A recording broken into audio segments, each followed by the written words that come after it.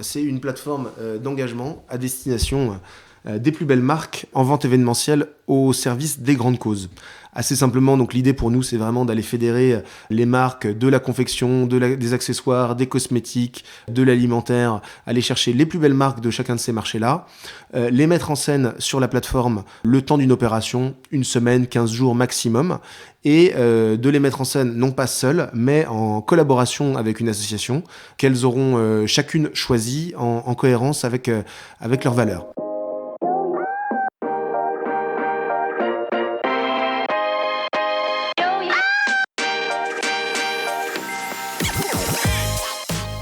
Bonjour et bienvenue parmi les Digital Doers, votre podcast source d'inspiration pour les acteurs de l'innovation. Ce programme est coproduit avec Comexposium pour l'événement incontournable qu'est le One-to-One Retail e-commerce de Monaco. Je suis Cyril Duplessis, acteur du changement dans le digital depuis plus de 20 ans. Je donne ici la parole aux personnalités de notre écosystème en France, qu'ils soient prestataires, annonceurs, marques, retailers ou pure players. Ils sont des acteurs engagés dans leur business et l'innovation fait partie de leur quotidien. Source intarissable d'inspiration, je vous propose une conversation dynamique et sincère pour vous donner accès à leur retour d'expérience, leur vision et leur analyse sur les tendances et les perspectives marché. Depuis juillet 2019, les Digital Doers rassemblent des témoignages uniques et de grande qualité directement accessibles ici même, mais aussi sur les chaînes partenaires. En effet, je produis et anime des chaînes de podcast pour compte de tiers, c'est-à-dire pour des prestataires de services, du retail et du e-commerce. Le concept est simple, inviter un prospect à venir discuter de votre problématique avec un expert maison dans une conversation tripartite. Vous êtes intéressé? N'hésitez pas à me contacter directement sur le site lesdigitaldoers.com ou via LinkedIn. En attendant, je vous souhaite une bonne écoute, toujours sans coupure. Vous le savez probablement, les marques utilisent les plateformes de vente privée pour déstocker et se séparer des fins de collection. Elles ne font pas beaucoup de publicité autour de cette activité car celle-ci ne s'inscrit pas véritablement dans la promotion de leur image de marque. Quant aux consommateurs des ventes exclusives, ils viennent tous chercher un prix, bref, le bon coup. Aujourd'hui, je vous propose de découvrir une initiative originale qui consiste à lier les ventes privées au soutien d'une cause. J'entends par cause association. Pour en parler, j'ai le plaisir de recevoir Jean-Christophe Sibon, cofondateur de la plateforme lesbienfaiteurs.com. Vous allez très vite comprendre l'idée de proposer aux marques d'organiser des ventes privées pour soutenir l'association de leur choix. Non seulement la marque ne détériore pas son image, mais elle s'inscrit dans une démarche sociétale dont elle peut être fière et dont elle peut parler. Côté client, non seulement il fait une bonne affaire, mais en plus il soutient une cause. Pour développer tout cela, nous allons un peu sortir du plan habituel. Nous reviendrons d'abord sur la proposition de valeur initiale des plateformes de vente privée. Nous aborderons également les sujets RSE et parmi eux, plus particulièrement celui de l'engagement d'une marque pour une cause. Puis nous reviendrons sur le concept des bienfaiteurs, où en est le développement de la plateforme, quelle est la promesse faite aux marques et aux consommateurs, et enfin, quelles sont ses ambitions. Mais avant de commencer, Jean-Christophe, pourrais-tu te présenter en quelques mots ? Bonjour Cyril, merci de m'accueillir sur ton podcast. Je suis absolument ravi d'être ici. Alors pour me présenter sommairement, j'ai 38 ans. Je suis donc engagé sur les bienfaiteurs depuis un peu plus d'1 an. Ça vient à la suite de 15 ans de carrière professionnelle, commencé en conseil financier chez Deloitte, où j'ai fait ma classe. T'as une formation initiale qui est plutôt une formation d'ingénieur, une formation commerciale, gestion, c'est quoi ? Alors j'étais à Dauphine. Et sans anticiper la suite de la conversation, c'est un moment très important dans ma vie parce que d'abord, c'est vrai que ce sont des années où je me suis construit. Et puis aussi, c'est pendant ces années-là que j'ai eu l'occasion de faire la connaissance de mon associé, une des plus belles rencontres que j'ai faites de ma vie. C'est aujourd'hui, c'est avec lui qu'aujourd'hui j'ai le bonheur de construire les bienfaiteurs. Charles, exactement. Voilà. Donc, tu as été diplômé de Dauphine en gestion, j'imagine. Ta carrière, elle suit, en fait, tu me le disais, elle suit un plan un peu tracé, non, au début? Oui, exactement. Je fais mes 5 ans à Dauphine. Tout naturellement, je commence ma carrière par un stage de fin d'études dans une grande signature du conseil financier.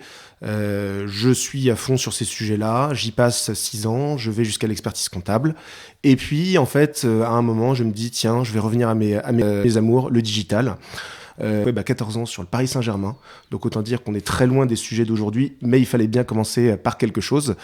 Et donc, T'as commencé à coder à 14 ans sur le PSG, qu'est-ce que tu veux dire par là? j'ai fait l'un des premiers sites sur Internet sur le Paris Saint-Germain en 98. C'était un site de fans? C'était un site de fans, codé en HTML 1.0, on va dire. Ouais. psgnonofficiel.com, ça s'appelait. Ouais. Et donc, l'objectif, c'était de permettre aux fans de découvrir les dernières informations sur leur club préféré. Donc Voilà. ça, c'était avant l'existence de Facebook. C'était largement avant l'existence de Facebook, puisque Facebook est arrivé en 2005.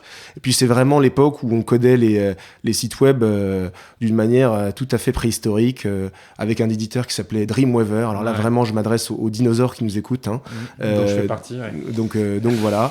Mais bon, c'était une manière d'essuyer les plâtres et finalement de construire une appétence technique dont je n'ai jamais arrêté de cultiver depuis, parce que c'est vrai que mettre en place des solutions marketing innovantes, on est là pour en parler, mais il faut que la technique suive et j'ai toujours aimé cultiver cette double démarche, à la fois parler au consommateur, lui proposer de nouvelles offres et puis comprendre derrière, quand on ouvre le capot, comment ça fonctionne. Bon, tu dis qu'après le conseil, tu reviens à...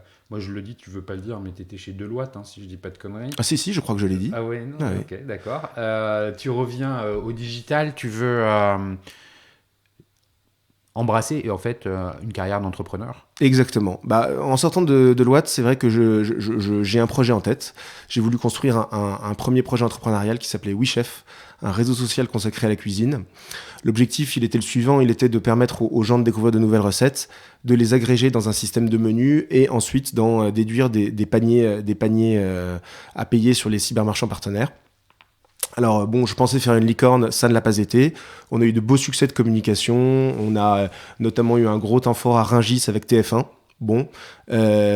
Et puis surtout, plus personnellement, ça m'a permis de me remettre à niveau sur les enjeux du digital et ensuite d'aller accompagner des grosses boîtes sur leurs enjeux de transformation. Je dois comprendre que tu es un fin gourmet, qu'il y avait une appétence autour de ça. C'est parce que tu as une passion pour la cuisine ou Alors, il y a plusieurs manières d'aborder le sujet. Je prétendrai pas être un chef auprès duquel tout le monde se bouscule pour goûter les derniers mets. Je dirais pas ça. J'étais plutôt un jeune actif parisien qui souhaitait améliorer son alimentation et qui du coup cherchait une solution technique. Toujours ce prisme-là pour pouvoir permettre aux gens de le faire facilement. Mais c'est toujours important de connaître la raison qui a motivé quelqu'un à entreprendre, tu vois. Tout à fait. Donc c'est celle-là. Tu fais ça pendant quelques années, tu as quelques petits succès. Bon, malheureusement, je comprends entre les lignes que ça n'a pas été celui qui était escompté. J'aurais aimé faire une sortie qui rende ma mère fière. Bon, ma mère est toujours fière de moi, mais en l'occurrence, pas spécifiquement grâce à WeChef. Ça a été un moment important pour moi puisque ça m'a permis donc de me remettre dans les clous sur les sujets digitaux, de mieux comprendre comment le web fonctionnait dans les années 2010-2015 et puis donc également de rentrer dans des grands groupes sur des missions d'accompagnement en transformation digitale. J'ai continué en effet auprès de grands groupes. J'ai pas mal travaillé notamment pour... Donc ça, c'est après WeChef. C'est après WeChef. J'ai pas mal travaillé notamment pour Saint-Gobain, chez Laper, sur la transformation de la fonction e-commerce. J'ai pas mal travaillé également chez Conforama. Et puis, assez récemment, j'étais encore en mission chez Total. Dans les 3 cas, pour des missions de transformation digitale. Donc on parle dans les 3 cas de très grosses maisons, avec des process très lourds, avec un historique très fourni. Comment on fait pour que ces boîtes-là parlent le langage des années 2020 ? Ok, donc c'est intéressant que tu nous dises que c'était il y a encore peu une forme de réalité pour toi, puisqu'effectivement, les bienfaiteurs est encore dans une phase de développement. Je dis, c'est pas très ancien, on reviendra sur le sujet. Avant qu'on y revienne, justement, on comprend que tu as fait ces missions. Quelque part, tu as réussi à allier euh, une expérience dans un gros cabinet de Deloitte et puis ce que tu avais retrouvé dans le digital avec WeChef au service des transformations digitales des grands comptes. Je ne sais pas si c'est comme ça que tu le Oui, perçois, mais enfin, moi, c'est un bon résumé. c'est ce que j'entends. Et puis finalement, en 2020, il se passe quelque chose avec ton associé, Charles, Mhm. puisque vous décidez de créer les bienfaiteurs. Comment vous en êtes arrivé à vous dire qu'il fallait faire quelque chose ensemble et pourquoi créer cette plateforme? Alors, bon, assez simplement, donc je reviens un peu sur les années à Dauphine. Donc, on s'est connus là-bas. Lui avait créé le site communautaire des étudiants de Dauphine, un truc qui s'appelait findo.com. Et donc, en fait, c'était très avant-gardiste puisque à l'époque, Facebook n'était pas encore sorti. Et donc, c'était vraiment le site sur lequel l'iPhone n'était pas encore sorti non plus. C'était vraiment le site web sur lequel tous les étudiants de Dauphine se bousculaient pour pouvoir donc se créer un profil, accéder à des cours, consulter les photos de la dernière soirée, voir quelle était la date et le lieu de la suivante, etc., etc. Donc c'était vraiment, il avait vraiment monté un très beau projet et c'était vraiment le site hype sur lequel aller quand on rejoignait Dauphine. Moi, j'étais sur des sujets plus sérieux puisque j'étais président du syndicat majoritaire au conseil d'administration de l'université. Donc moi, je m'occupais plutôt des transformations importantes que rencontrait Dauphine à l'époque, le passage en grand établissement et la réforme LMD. Toujours est-il que il y avait quand même un terrain de rencontre entre ces deux engagements. On a beaucoup échangé à l'époque et c'est vrai que de ces échanges est née une amitié qu'on a toujours cultivée pendant les 15 ans qui ont suivi.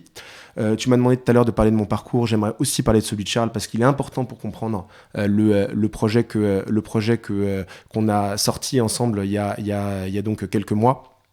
Donc Charles, lui, a aussi fait 5 ans. Tu peux donner son nom à Charles. Charles Decaux, pardon, oui. A passé 5 ans à Dauphine lui aussi. Il a fait le master de télécommunications et médias, donc il avait un très fort tropisme sur ces sujets-là. Et si je devais résumer sa carrière en quelques phrases, donc il a d'abord fait ses classes à Paris chez Price Minister au moment où Price Minister explosait aux côtés d'Olivier Mathieu et PKM. Ensuite, il est parti à Barcelone s'y installer avec sa femme. Il y a passé, je crois, 10 ans. Et entre autres expériences, il a fondé Verichic, un site de vente privée qui se désigne lui-même comme un site de vente privée d'hôtels extraordinaire, avec 2 autres associés. Et cette entreprise a été une magnifique réussite puisque ça a été racheté par Accor il y a 4 ans maintenant et donc fait partie des prises de chasse d'Accor dans le cadre de sa nouvelle stratégie digitale. Très bien. Donc, on comprend effectivement qu'il y a une forme de complémentarité entre Charles et toi. Vous vous êtes connus sur les bancs de l'université. Et il y a un peu moins de 2 ans, vous vous retrouvez autour d'une idée commune qui est celle des bienfaiteurs. De quoi est partie cette idée? Pourquoi les bienfaiteurs? Alors déjà, pour l'anecdote quand même, je veux préciser une chose, c'est que ça faisait un certain temps qu'on se disait qu'on ferait de l'entrepreneuriat ensemble. Je me souviens notamment d'un déjeuner il y a 10 ans où on avait échangé sur un projet musical qui finalement ne s'est jamais fait. Et à la rentrée, en fait, on s'est retrouvés tous les deux. Moi, je terminais ma dernière mission chez Total. Et puis, donc, lui venait de rentrer à Paris dans un contexte covidien. Et puis, donc, suite à son départ de Verichic, on avait tous les deux envie de monter un projet. Et on s'est dit que c'était le bon moment. Alors, on a itéré, on a exploré plusieurs idées. Et puis, un jour, Charles est venu me voir avec celle que je vais présenter aujourd'hui. Elle nous a tous les deux bien plu. Et en fait, elle cochait plusieurs cases, sans rentrer dans les détails du projet, parce qu'on y viendra tout à l'heure. La première case, c'est que c'était un projet qui correspondait à nos expériences. C'est-à-dire que lui a un solide passé dans la vente privée avec cette belle réussite de Verichic. Moi, j'ai une forte expérience digitale quand même, puisque passé les 6 ans chez Deloitte, je n'ai plus fait que ça. Il y avait le deuxième point, c'est que ça correspondait aussi à un projet qu'on avait envie de porter au moment de notre vie où on en était. C'est-à-dire que, on va y venir en détail, mais bon, les consommateurs viennent sur les bienfaiteurs parce qu'ils cherchent de la promo et ils cherchent de l'impact. Et nous, c'est vrai lui a déjà 40 ans, moi bientôt. On avait vraiment envie de construire un projet entrepreneurial qui aille au-delà d'une simple réussite entrepreneuriale au sens originel du terme, avec de la création de valeur pour l'actionnaire. On voulait aussi trouver un moyen de créer de la valeur à l'extérieur, de créer de l'impact. Et donc, c'est vrai que finalement, le projet qu'on a imaginé ensemble, c'est celui qui réconcilie à la fois nos expériences passées, la vente privée, la nécessité d'accompagner les grands groupes dans une démarche agile avec une solution de start-up, et puis donc la volonté de faire quelque chose qui nous ressemble, c'est-à-dire 40 ans, plutôt gâté par la vie, et l'envie de rendre un peu de ce qu'on a pu recevoir en créant un projet entrepreneurial qui soit original et qui aille au-delà de la simple création de valeur pour l'actionnaire. Bon, écoute, merci pour cette présentation déjà succincte qui met l'eau à la bouche, parce qu'on a envie d'en savoir plus. Mais pour en savoir plus, il va falloir qu'on plante un peu le décor. Là, tu viens de te présenter, donc on sait qui tu es, quel est le chemin que tu as parcouru pour arriver jusqu'à aujourd'hui, et puis celui de Charles en parallèle qui vient finalement se rejoindre, les deux viennent se rejoindre dans les bienfaiteurs. C'est important de bien comprendre ça.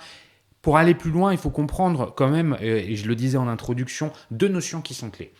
Celle de vente privée, de vente exclusive, comment ça fonctionne, comment elles sont nées, c'est quoi le concept, on va revenir dessus. Et puis, sur des aspects, donc tu parles d'impact, et il y a tout un champ lexical autour de ça, impact, cause, RSE, engagement, voilà, il y a beaucoup de choses qu'il va aussi falloir qu'on définisse quand on est une marque, pour que tu nous dises ce que ça veut dire pour une marque et pour les consommateurs peut-être, ce qu'ils attendent également. Revenons d'abord sur le concept des ventes privées, des ventes exclusives. Tu le disais avant qu'on enregistre, oui, quelque part on est un peu des enfants d'un vente privée ou d'un showroom privé. Tout à fait. Raconte-nous, sans refaire l'histoire des ventes privées, parce qu'on commence à bien les connaître, mais repitch-nous un peu le truc, comment ça fonctionne aujourd'hui, rappelle-nous pourquoi les marques l'utilisent. On est tous des héritiers, c'est-à-dire que tous les projets entrepreneuriaux sont les enfants d'histoires entrepreneuriales précédentes réussies, qui sont repassés au prisme d'un nouveau contexte de marché. En effet, je te disais avant qu'on commence l'interview qu'on était un petit peu les enfants de vente privée. Pourquoi je t'ai dit ça ? Parce que, en effet, ça fait bien longtemps que les marques ont des problèmes de déstockage. Le problème du déstockage, il est le suivant, c'est vous avez des objectifs pour l'année N, vous produisez de sorte à ce que l'ensemble de vos magasins ou de vos revendeurs soient achalandés dans de bonnes conditions pour pouvoir maximiser votre chiffre d'affaires. Mais forcément, tout ça se fait avec des frottements. Et à la fin, il reste des invendus. Alors bon, les marques ont de tout temps rivalisé d'imagination pour se débarrasser de ces invendus, les écouler. L'un des formats qui tenait la corde, là encore je m'adresse aux dinosaures, c'était donc les magasins de démarque. Traditionnellement, les marques avaient pour habitude de donner leur stock d'anciennes collections à des gens dont c'était le métier de les rediffuser sur des canaux un peu dégriffés, et donc tout ça se faisait par des magasins physiques avec des bonnes adresses, en général donc loin des centres-villes, pour pouvoir où on avait la promesse de pouvoir acheter sa Timberland à moins 50%, pour faire simple. Ce marché-là, c'était un marché sur lequel s'était positionné Jacques-Antoine Granjon, puisque donc Jacques-Antoine Granjon, le fondateur de venteprivée.com, aujourd'hui VP, son métier c'était d'acheter des stocks et de trouver des solutions pour les écouler. Il avait des grands entrepôts. Et un jour, lui est venue l'idée de monter un site internet. Donc on était au début des années 2000, de référencer les collections qu'il avait récupérées et de les proposer cette fois-ci directement aux consommateurs, avec une logique donc de vente privée en ligne. Donc quand on allait sur venteprivée.com, on s'inscrivait, on avait accès à une petite sélection de marques, Et on pouvait donc accéder à des produits, à nos produits préférés, avec des prix défiant toute concurrence, puisqu'ils correspondaient à des produits qui auraient été traditionnellement déstockés. Ça, c'est le concept de la vente privée initiale. Tu as raison de le rappeler, c'est important. C'est Grandjean qui l'a développé et c'est ce qui a été. C'était un déstockeur avant d'être un vendeur en ligne. C'est important de le savoir. Aujourd'hui, comment les marques appréhendent, parce que c'est devenu, ça s'est démocratisé. Hein. Il y a d'autres acteurs. J'ai parlé aussi de showroom privé qui est venu juste derrière VP avant venteprivée.com. Comment les marques aujourd'hui se positionnent par rapport à ça? Est-ce que ça a changé par rapport au concept initial ou pas? Est-ce que, comme je le disais un peu en introduction, bon, elles le font parce qu'il faut bien se déstocker de marchandises, mais elles ne sont pas particulièrement fières de la solution qui est trouvée, même si ça les arrange bien. Eh bien, ce besoin, il reste là. Disons que les marques ont toujours des problématiques d'ordre industriel, c'est-à-dire qu'il y a un moment où il faut bien décider d'une quantité de vêtements, par exemple, pour prendre l'industrie de la confection, à produire pour une année.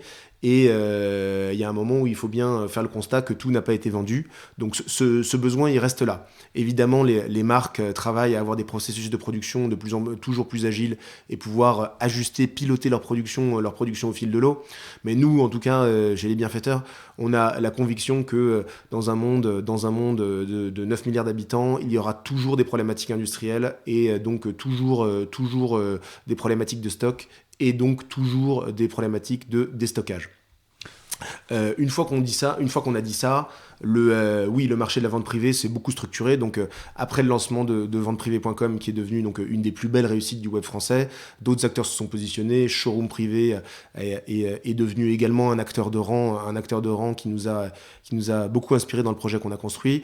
Et puis, donc, on a eu une tendance qui a consisté à voir le marché s'éclater. On dit en anglais unbundler, mais c'est-à-dire que j'aime pas trop ce terme, mais je vais l'expliciter. L'idée, c'est vraiment d'avoir des logiques verticales. Donc là, c'est par exemple dans le marché du bricolage, c'est brico privé, interdit au public. C'est dans le marché du sport, private sport shop, etc., etc.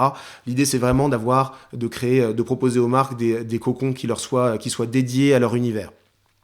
Et puis, donc, il y a eu également assez récemment... Oui, pardon, je te coupe parce que tu as raison de le préciser. Quand on entend vente privée, a priori, on pense avant tout à la mode, aux fringues.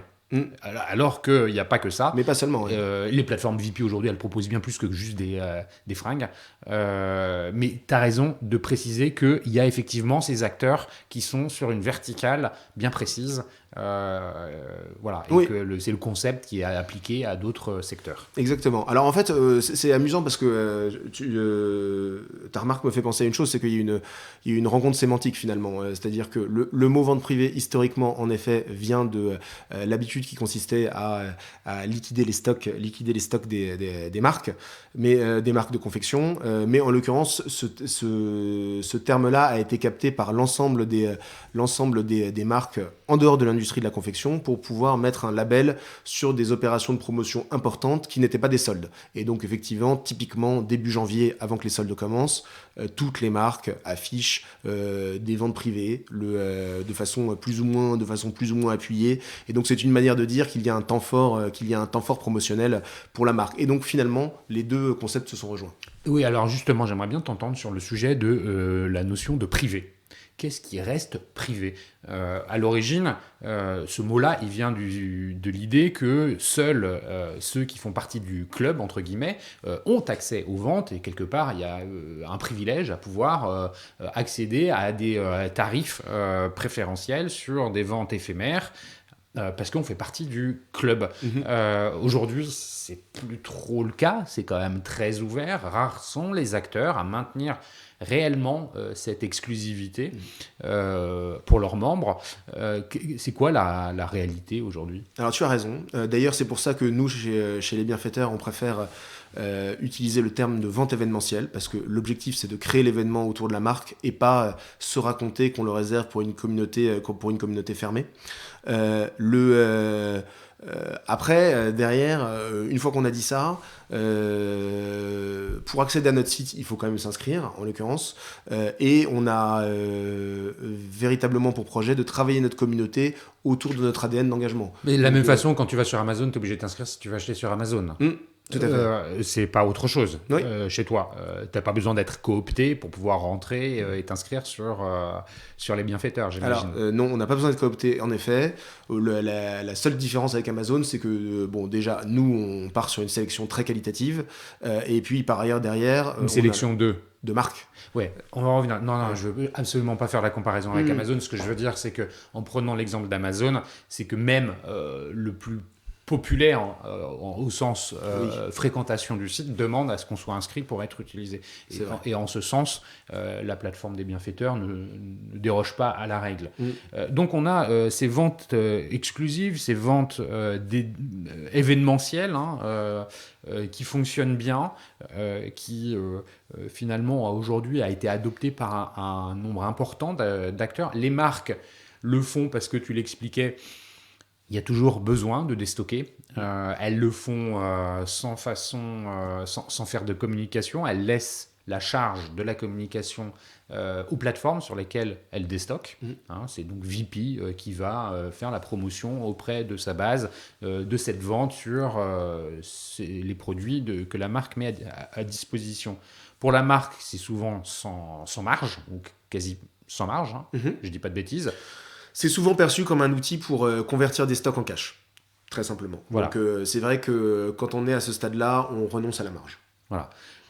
C'est VP qui l'apprend parce que il faut bien qu'il vive et le consommateur quelque part se retrouve gagnant. Donc la marque elle se dit moi j'ai, comme c'est une très bonne expression, transformé le stock en cash. Le consommateur il a des produits de marque à des prix sérieusement discountés, ce qu'on parle de moins 50, moins 40, moins 50%. Jusqu'à moins 70. Jusqu'à moins 70. Et puis tu as l'intermédiaire, la plateforme qui elle au passage fait le recrutement, mais aussi donc à sa marge, parce qu'il rajoute quelques points de marge pour pouvoir vivre.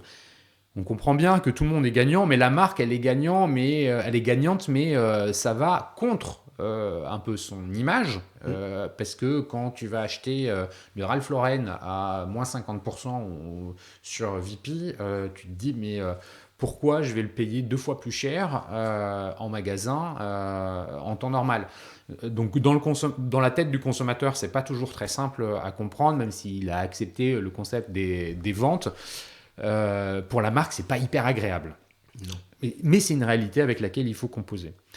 On vient de planter un peu des aspects importants du décor sur les ventes exclusives.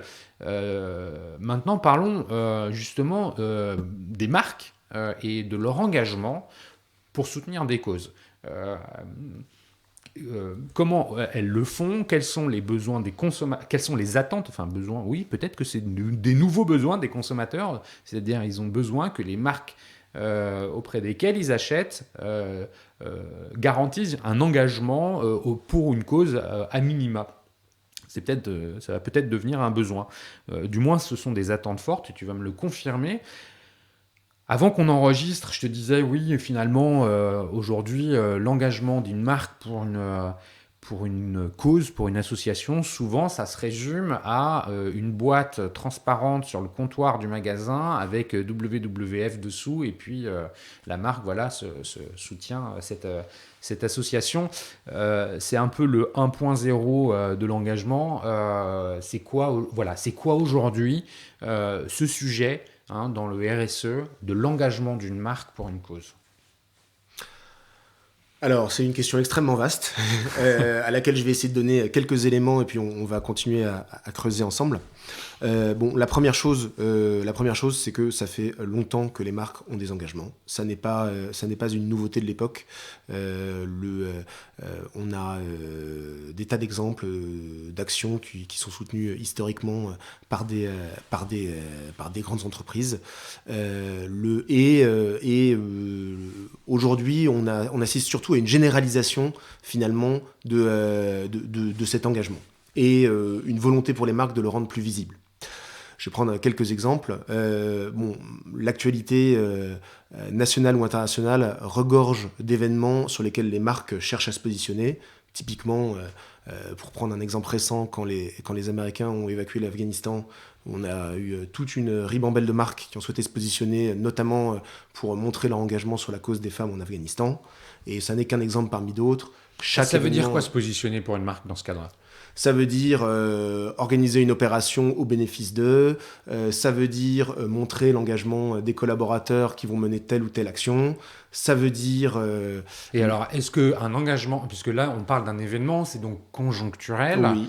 Se saisir d'un événement conjoncturel pour une marque, et s'associer à ça en disant on fait quelque chose de bien, est-ce qu'il n'y a pas un risque que ce soit perçu comme étant un peu opportuniste ? Alors, je fais exprès de te poser la question parce qu'on peut s'interroger. Tout à fait. En fait, c'est amusant parce qu'on y reviendra, je pense, tout à l'heure quand on détaillera les bienfaiteurs, mais c'est une question qu'on se pose sempiternellement. Et en fait, pour avoir pas mal discuté avec d'autres acteurs qui sollicitent les entreprises aujourd'hui, je pense par exemple à 1% pour la planète, on peut passer des heures à débattre des intentions qui font qu'un acteur prend tel ou tel engagement. Est-ce qu'il le fait parce que c'est bon pour son image, ou est-ce qu'il le fait parce que sincèrement du fond de ses tripes il considère que c'est la bonne chose à faire. Bon, finalement, c'est toujours un mélange de l'ensemble. Et puis, nous, on n'est pas là pour juger les intentions. Et de même que, même nous, dans notre vie quotidienne... Alors, tu as raison, mais je vais apporter un commentaire Oui. Quand je t'entends parler. Tu as 38 ans, j'en ai 45. On ne fait pas partie de la génération Z. Mais cette génération Z, qui est celle qui est en devenir, c'est-à-dire la génération qui est à peine majeure aujourd'hui, elle a clairement des attentes qui sont un peu différentes des nôtres. Le discours que tu tiens, je l'entends tout à fait. Je m'interroge sur la façon avec laquelle cette génération va être réceptive ou non. Pour avoir un peu travaillé le sujet et parlé avec un certain nombre de personnes intéressées par ces consommateurs-là, ils s'interrogent, on arrive à des conclusions, alors elles ne sont pas définitives parce que tout est en train de bouger, mais les derniers échanges que j'ai pu avoir, ça remonte à octobre dernier à l'occasion du salon One-to-One Retail e-commerce à Monaco où le sujet a été mis sur la table, on entend dire qu'il faut qu'il y ait une cohérence. Et en fait, elles veulent une cohérence. Et quand je t'entends parler, est-ce que les marques aujourd'hui, finalement, elles butinent pas à droite à gauche et quelque part, c'est pas très grave si on s'interroge si c'est opportun, si c'est conjoncturel, est-ce qu'on va pas juste se servir d'un événement, il y a quelque chose de bien qui est fait, versus finalement une attente de la part des générations plus jeunes qui disent non mais moi je veux un truc qui soit cohérent, je veux acheter cette marque parce que je sais son histoire autour de son engagement. Est-ce que c'est des sujets aujourd'hui qui arrivent à éclore dans les réflexions des entreprises, des marques ? Alors, tu vas me permettre cette pirouette. Tout le monde a droit à ses incohérences, les marques comme les consommateurs. Oui, bonne pirouette. J'imagine que bon nombre des auditeurs se reconnaîtront dans le portrait suivant. Vous essayez par exemple de réduire vos emballages, mais ça vous arrive encore de prendre la voiture alors que vous êtes tout seul et qu'objectivement vous pourriez utiliser un autre moyen de locomotion. Voilà. Bon, en fait, on est dans une époque où clairement tous les logiciels doivent être revisités. Et où chacun fait du mieux qu'il peut dans une époque où clairement la seule assurance qu'on ait, c'est qu'on pourra plus vivre sur la façon avec le même mode de vie que celui qu'utilisaient nos parents. Une fois qu'on a dit ça, donc les marques, oui, les marques, oui, en effet, prennent des engagements. La cohérence entre ces engagements et le logiciel intrinsèque de la marque. Nous, on n'a pas vocation à délivrer des brevets de bonne conduite. Non, alors on reviendra sur la façon avec laquelle vous mettez au service de ces marques-là. C'est intéressant, mais avant, et c'est bien la raison pour laquelle je prends plaisir à te recevoir sur les Digital Doers, c'est parce que justement, vous avez une proposition de valeur qui est réellement innovante. Mais revenons sur les marques. Les engagements aujourd'hui, c'est quoi? C'est soutenir quelque chose de global, c'est soutenir une association précise, c'est d'abord environnemental ou est-ce que c'est aussi, je sais pas, soutien à des causes humanitaires? C'est quoi? Alors, je viens de répondre à ta question précédente en t'indiquant que les marques ont, pour l'essentiel d'entre elles, les grandes marques ont toutes écrit des roadmaps. Une partie d'entre elles sont passées entreprises à mission elles sont toutes, comment dire, elles ont toutes, ne serait-ce que pour des questions, de, comment dire, de lisibilité, elles ont toutes pris des engagements sur la façon de produire leurs produits, sur la façon de recruter leurs collaborateurs, sur la façon de gérer leurs externalités de façon générale. Ça, c'est une chose. Après, en effet, quand on parle de maisons qui ont 50, 100, 150 ans, en effet, on est sur des process qui sont assez lourds et je peux comprendre que quand on est de la génération Z, on se dit qu'on n'a pas envie d'avancer avec telle ou telle marque un peu qu'elle est pas forcément, qu'elle coche pas encore toutes les cases. Bon, sauf que c'est pour ça que je faisais cette pirouette tout à l'heure avec le comportement du consommateur. En fait, tout le monde a bien conscience qu'on a Enfin, un monde tel qu'on l'a connu étant jeune, est en train de lui aussi se transformer et que moi j'ai la conviction en tout cas que une partie de ces missions seront progressivement aussi redéfinies et reventilées, notamment avec les responsables associatifs. Parce que finalement, on a des tas d'expériences à partager sur le sujet et il y a plein d'exemples comme ça sur les sujets sociaux notamment. Ok, merci pour la précision et c'est important. Voilà. Alors, pour répondre à ma question. Oui, alors donc du coup, ta question, pardon. Ma question c'est dans quoi elles s'engagent? Est-ce qu'elles ont des difficultés à s'engager sur des thèmes plus que d'autres? Est-ce que c'est forcément environnemental? Est-ce que ça peut être humanitaire? Il peut y en avoir encore beaucoup d'autres. Alors, on a, nous, ce qu'on a observé cette année avec les marques avec lesquelles on a discuté, sans rentrer dans le détail de ce que nous proposons, puisqu'on va y venir, les marques sont friandes de s'engager sur les sujets environnementaux, sentent bien quand même que c'est, notamment dans le cadre de l'industrie de la confection, à double tranchant parce que en effet, notamment les jeunes consommateurs sont très vigilants sur ces sujets-là. Elle s'engage également sur les sujets sociaux et notamment il y a deux sujets qui sont des sujets de préoccupation élevés pour les marques, c'est la cause des femmes et la cause des enfants. Mais l'idée c'est vraiment, en fait, les marques sont demandeuses de créer de la lisibilité sur leurs engagements et d'avoir des engagements qui soient compatibles qui soient cohérents avec leur univers et leurs valeurs de façon générale. On a par exemple pas mal discuté cette année avec une marque qui s'appelle Fursac, que tout le monde connaît ici, et qui est engagée de longue date avec une association qui s'appelle la Cravate Solidaire, dont je suis content de faire un peu la publicité ici. La Cravate Solidaire, c'est une association qui aide les gens qui sont loin de l'emploi à y retourner, notamment en les aidant à préparer les entretiens. Donc on voit bien la cohérence avec Fursac. Ok. Et tu le disais, donc je retiens de ce que tu dis que finalement, il est assez facile, mais c'est à double tranchant de s'engager pour le climat, pour l'environnement. C'est plus complexe de s'engager pour des causes qui sortent un peu qui sont plus humanitaires. Tu te donnes l'exemple de Fursac.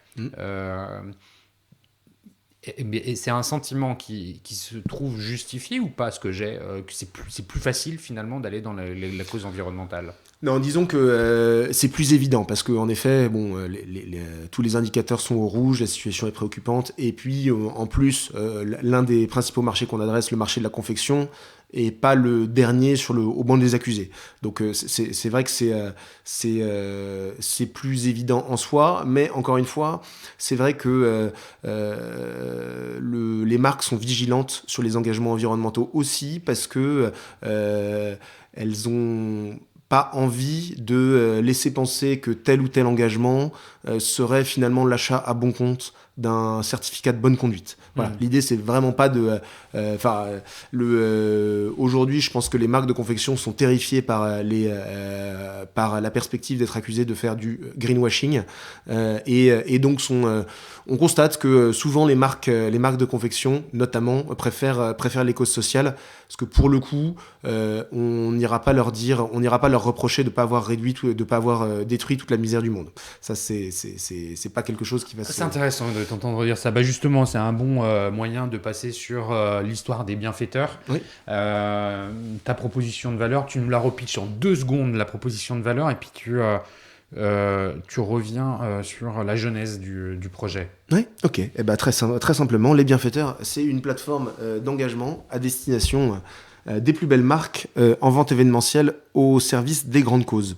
Assez simplement, donc l'idée pour nous, c'est vraiment d'aller fédérer les marques de la confection, des accessoires, des cosmétiques, de l'alimentaire, aller chercher les plus belles marques de chacun de ces marchés-là, les mettre en scène sur la plateforme le temps d'une opération, 1 semaine, 15 jours maximum, et de les mettre en scène non pas seules, mais en collaboration avec une association qu'elles auront chacune choisie en cohérence avec leurs valeurs.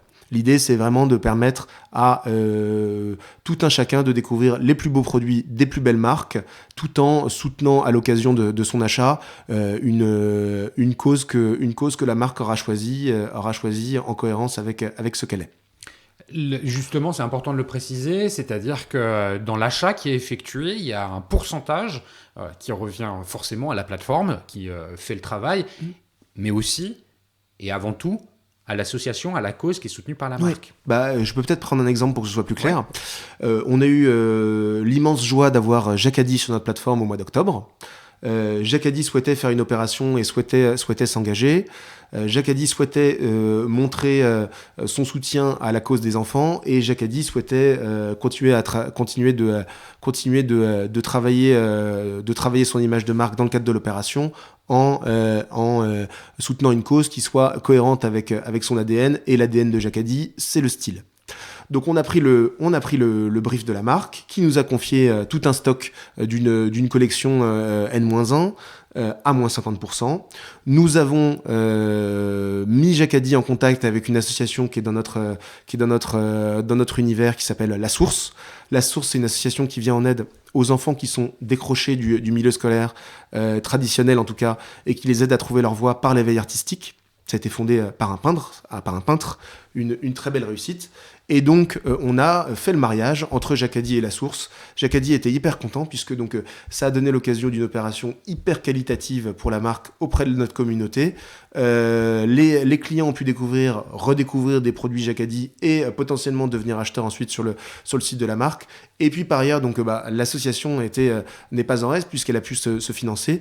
10% du montant du chiffre d'affaires a été reversé à la cause à l'issue de l'opération. Donc finalement... Alors, on comprend que c'est gagnant. Là-dessus, ces 10% là, ça représente X milliers d'euros. Oui. Qui les verse? C'est vous ou c'est Jacadi? Alors, le don est effectué par la marque, mais il est versé par les bienfaiteurs. L'idée, c'est vraiment que vous allez acheter demain sur notre plateforme un manteau pour votre fils ou pour votre fille. Nous allons encaisser le montant de votre commande et nous allons reverser directement le montant à l'association, mais on le fera pour le compte de la marque. Ça nous permet de donner une sécurité à notre communauté. Les dons sont bien effectués, puisque c'est nous qui nous occupons en pratique de les verser, mais c'est déduit de ce qu'on doit à la marque dans le cadre de l'opération. Le côté fiscal Je ne sais pas si c'était clair. Ouais, c'était clair. Ouais, bon. Le côté fiscal du don. Oui, alors donc alors ça illustre bien. Je fais un petit retour en arrière. Le fait que finalement les marques n'ont pas attendu le Covid pour faire vite, pour commencer à prendre des engagements. Il existe en France un dispositif fiscal pour encourager les marques à faire des dons. Et en l'occurrence, donc une opération sur les bienfaiteurs permet d'obtenir une déduction fiscale, puisque donc la marque effectue un don pour le compte c'est à des associations. Hyper important de le préciser, parce qu'on s'adresse à beaucoup de vendeurs, de retailers, de distributeurs, de marques dans ce podcast-là. En faisant cette action de soutien à une cause par une vente privée, par une vente exclusive, sur la plateforme des bienfaiteurs, non seulement il y a 10% ou plus de dépendre à chaque fois, le pourcentage doit être calculé en fonction de chaque vente, il y a un pourcentage élevé de la vente qui part au bénéfice de cette association qui a été choisie par la marque, et vous bénéficiez de la déduction fiscale rattachée au don. Exactement. Bon, si on dessert un peu la focale, nous, on est vraiment des faciliteurs d'engagement. C'est-à-dire que aujourd'hui, on permet aux marques de déduire de leur résultat fiscal une partie du don qu'elles font à destination d'œuvres, à destination de projets philanthropiques, donc auprès d'associations. Nous, évidemment, donc on a deux combats. Le premier, c'est en effet donc de recruter le plus de marques possible sur ce chemin-là. Et puis par ailleurs, derrière, on considère que dans un paysage un peu de plus en plus gazeux, ce que je décrivais tout à l'heure avec donc l'urgence climatique, mais aussi le désengagement de l'État dans un certain nombre de sujets, nous on a à cœur de soutenir ce type d'engagement, que ce soit sur les bienfaiteurs ou ailleurs, et on espère que l'État montrera son soutien à ce type d'engagement en élargissant les conditions d'accès. Donc je reviens sur une notion, alors j'ai un peu l'esprit d'escalier, mais je reviens sur une notion qui est importante. On a bien compris la dimension d'engagement qu'il y a dans les ventes exclusives que vous proposez. Et finalement, une marque, elle a plus à gagner à travailler avec vous parce que son image n'est pas détériorée. Et justement, elle est même valorisée puisque peut-être que vous allez arriver à faire comprendre aux marques, et tu vas me dire si c'est déjà le cas ou non, que finalement, il y a... un peu comme il y a les ventes aux États-Unis, tu vois, c'est ça ce à quoi ça me fait penser. Tu sais, les ventes aux enchères, un artiste qui met aux enchères sa raquette de tennis parce que c'est un joueur connu de tennis au bénéfice d'une cause. Donc, on va acheter une raquette à un prix complètement hallucinant. Ça, c'est pas ce que ça vaut, mais c'est parce que il y a un soutien financier qui est fait au bénéfice d'une association. Tu connais le concept, Tout à fait. C'est très américain. Quelque part, en fait, votre histoire, elle s'inscrit un peu dans une dynamique qui est similaire, dans le sens où tu vas dire aux marques, vous allez faire des ventes privées et vous allez donc vous séparer d'une marchandise, vous n'allez pas faire de marge dessus et théoriquement, ça va pas faire gagner votre image de marque. Maintenant, on va le faire autrement. Et là où c'était négatif, ça devient positif. Ça devient tellement positif que vous dites que vous faites du déstockage, zéro marge, parce que derrière, il y a un don qui va pouvoir être fait pour une cause que vous avez choisie. Les marques vont pouvoir le communiquer, le valoriser, en être fiers et le faire connaître, non ? Tout à fait, c'est exactement ça. Alors bon, ça m'amuse d'abord que tu prennes cette comparaison avec les États-Unis, parce que s'il y a vraiment deux choses que les Américains font mieux que personne, c'est en effet donc la logique, le spectacle, et puis la logique philanthropique, le charity comme ils l'appellent. C'est vraiment, ils excellent dans les deux domaines, et on a beaucoup de choses à apprendre d'eux en la matière. En fait, c'est une opération, pour revenir au fond de ta question, une opération sur les bienfaiteurs, c'est trois choses.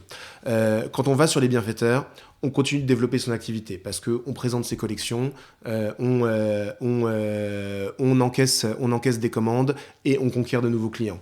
Quand on va sur les bienfaiteurs, par ailleurs, on monte une opération philanthropique très simplement. Donc dans le cas de Jacadi et La Source, il n'a pas été question de monter des conventions compliquées entre Jacadi et La Source. En fait, on est l'unique interlocuteur de l'ensemble et on s'occupe de rendre quelque chose, de rendre la chose hyper facile. Et donc, si je vais au bout de mon raisonnement, en fait, la marque n'a qu'une seule chose à faire, c'est réunir ses collaborateurs pour décider ensemble de quelle est la bonne cause à soutenir. Est-ce que ça arrive que les marques te disent voilà, moi c'est cette cause-là que je veux soutenir ? Oui, tout à fait. Alors on a des marques qui ont déjà des engagements avec les associations qui cherchent à leur proposer un nouveau format. Et dans ces cas-là, en effet, on s'appuie sur la collaboration déjà existante. Mais dans la plupart des cas, en tout cas de ce qu'on a vu cette année, les marques sont soucieuses de prendre des engagements, mais sont un peu perdues. Soit elles ont carrément pas de cause, soit elles ont choisi une cause, mais ne connaissent pas d'association, soit elles ont identifié une association, mais les contacts sont pas faits. On est vraiment là, nous, pour mettre de la graisse entre les rouages et permettre aux choses de se faire. Alors du coup, donc, trois choses quand on fait une opération sur les bienfaiteurs. Développer son activité en présentant ses produits et en conquérant des clients.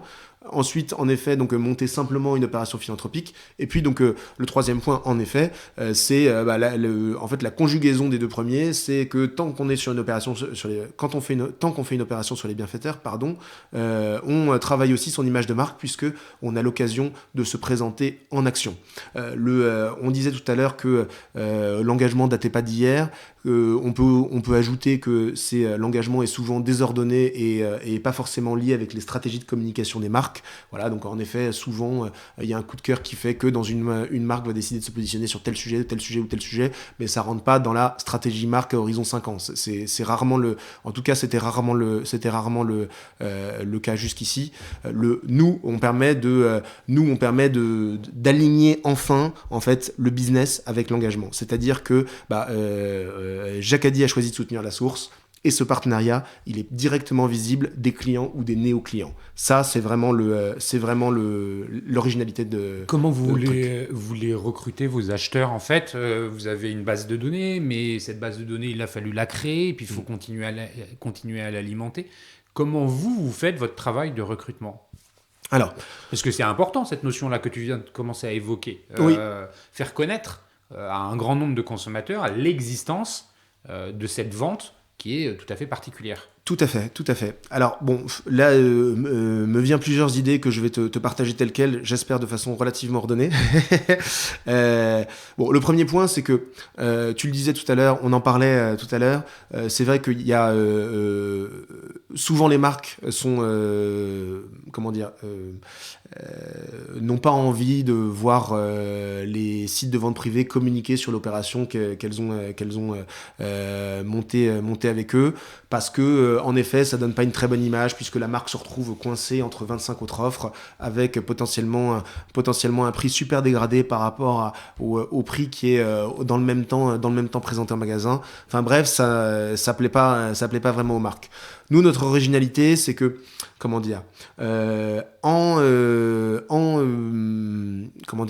en revisitant la vente privée, la vente événementielle, avec la logique de l'engagement, eh bien, on a inventé la vente événementielle que le directeur général est fier de partager sur son LinkedIn.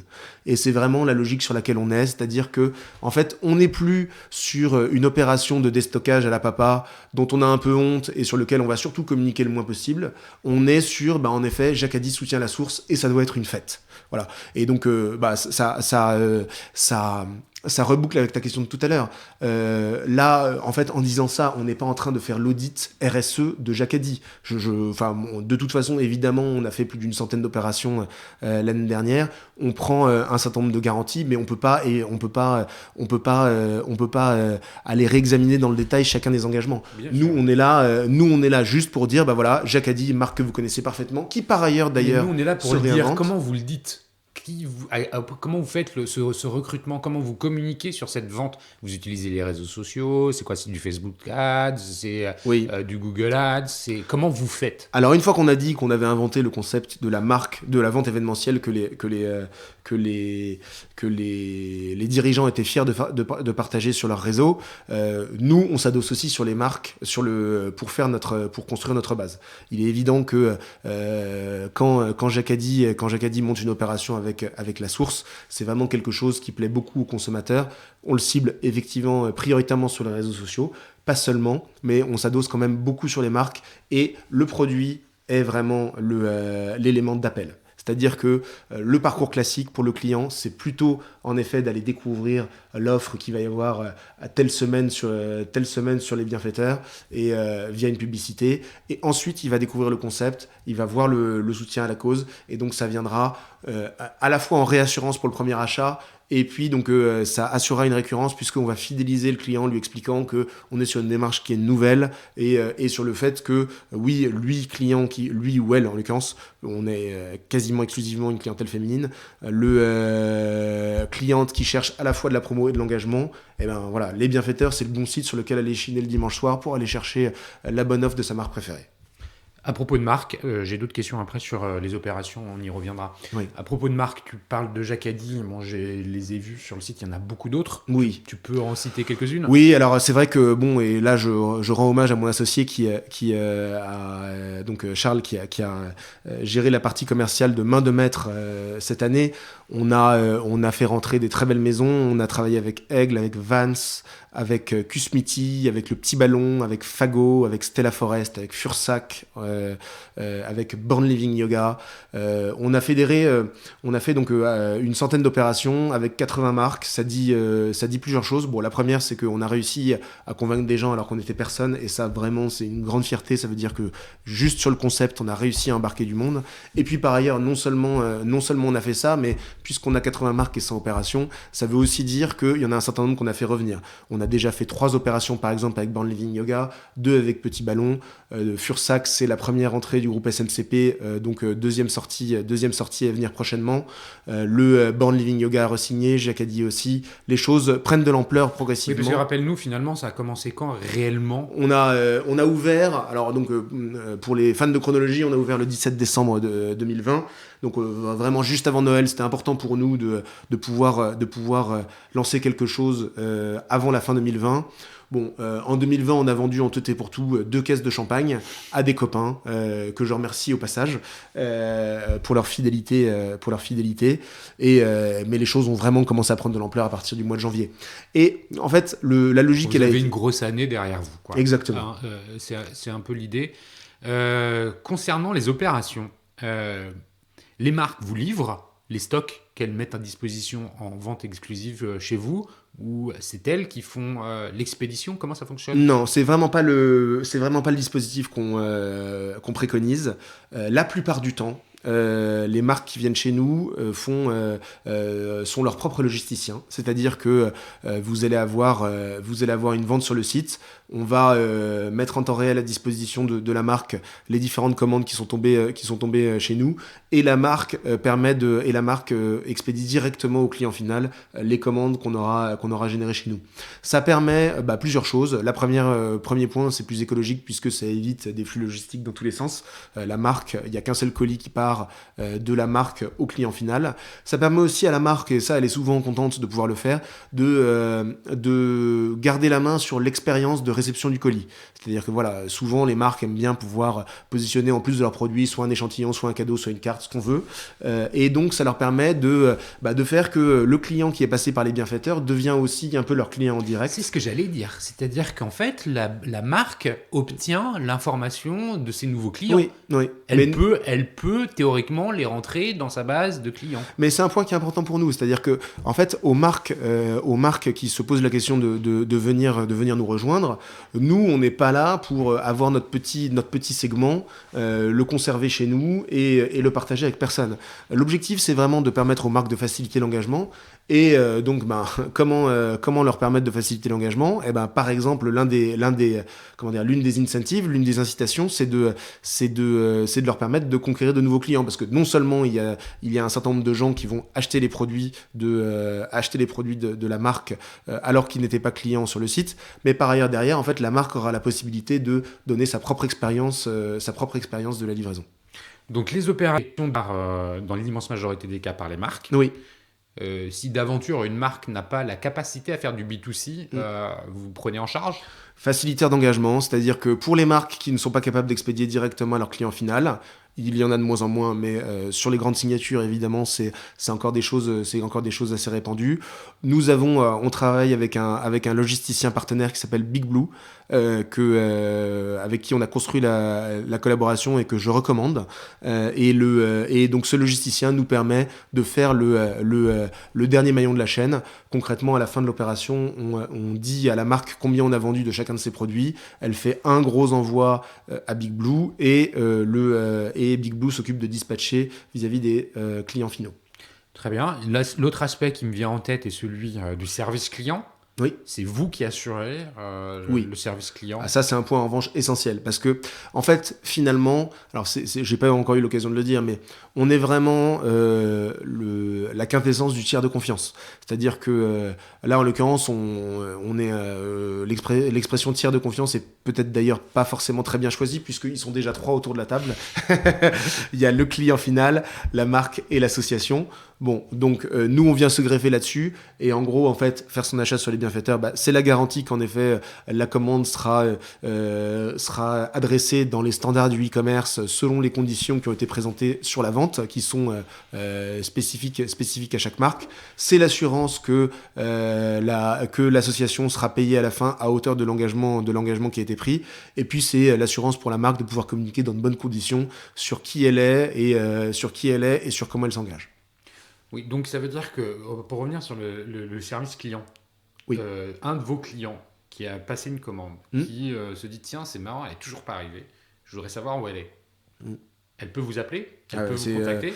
Non seulement elle peut, mais elle doit. Donc, elle le fait. Vous avez quelqu'un qui va dire ok, bonjour madame machin, quel est votre numéro de commande Et ce numéro de commande, vous l'avez récupéré de la marque? Comment ça fonctionne? Oui, alors on est vraiment sur des choses qui sont tout à fait prosaïques, mais c'est important, allons-y. En fait, on demande aux marques de nous communiquer au fil de l'eau les numéros de suivi des différents colis qui sont expédiés. L'intérêt, il n'est pas de les fliquer évidemment, mais il est de pouvoir s'assurer de garantir une traçabilité au client final et de pouvoir dire au client exactement où est son colis et potentiellement d'ailleurs de pouvoir lancer des enquêtes quand par malheur il y a un problème.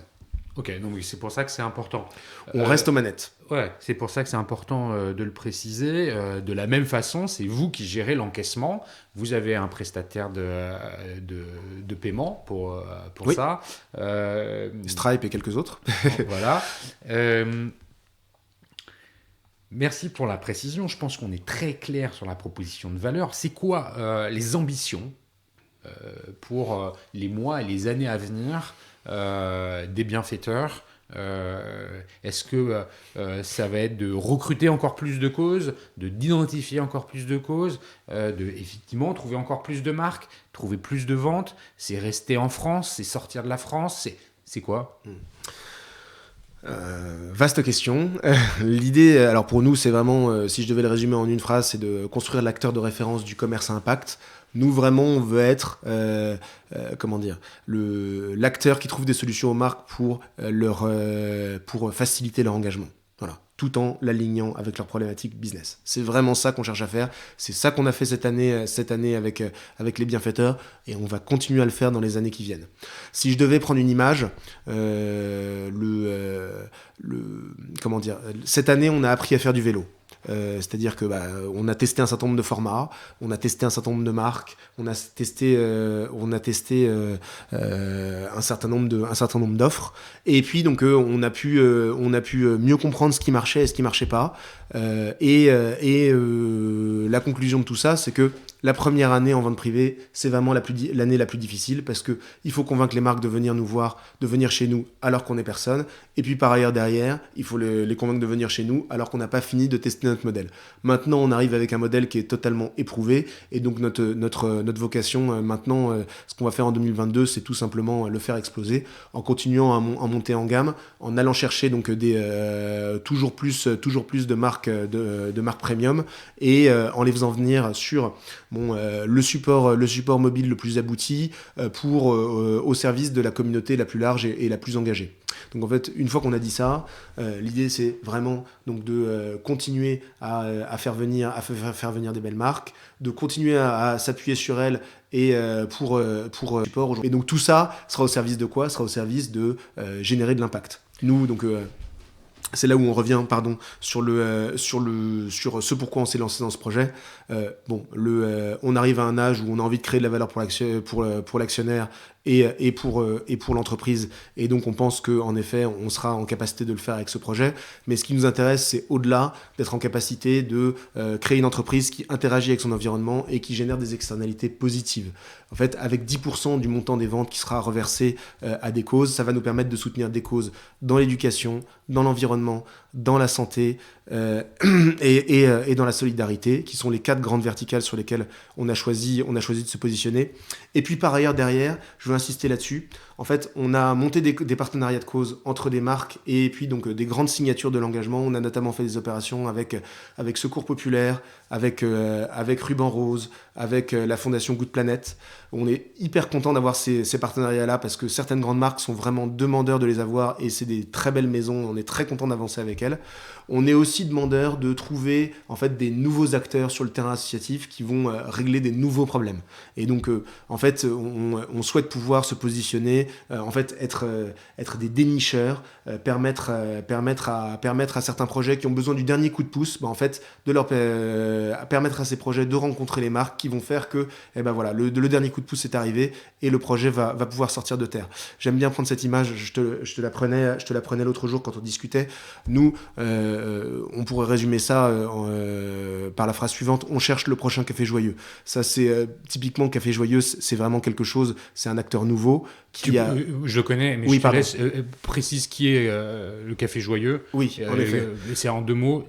Oui, en effet. Donc tout le monde ne connaît pas encore Café Joyeux, mais croyez-moi, c'est vraiment un projet qui mérite d'être connu. Donc l'idée, c'est vraiment d'avoir une nouvelle approche de l'insertion professionnelle des personnes en situation de handicap mental. C'est une chaîne de restauration dont le magasin Amiral est situé sur les Champs-Élysées à Paris. Et donc en fait l'idée c'est vraiment au-delà d'une offre de restauration qui est tout à fait qualitative, d'abord il s'agit aussi de sortir d'une logique compassionnelle vis-à-vis du handicap mental et de permettre en fait et d'avoir une approche qui est dit dans le nom, café joyeux. Une bonne partie des équipes sont des personnes qui sont porteuses de trisomie 21 et ce qu'on dit souvent des personnes trisomiques, c'est que elles perçoivent moins souvent que les autres des sentiments négatifs et donc sont plus souvent que les autres enthousiastes. L'idée c'est vraiment en fait de s'appuyer sur sur cette offre pour casser tous les a priori sur le handicap et rendre un projet d'intégration professionnelle pour les personnes qui sont dans cette situation-là un projet qui soit festif. Voilà, et qui donne envie de s'engager. Et vraiment, en fait, moi, c'est un sujet qui me parle d'un point de vue personnel. Mais au-delà de ça, en fait, c'était la bonne manière de traiter le sujet, puisque le digital ouvre la voie de l'horizontalité à des actions collectives, exactement comme par exemple peuvent le porter les bienfaiteurs. Et donc, on est demandeur d'idées originales, rafraîchissantes pour traiter les différentes urgences sociales, environnementales qui sont à nos fenêtres. Bon, merci pour tout ça. On comprend bien que vous voulez grossir plus vite.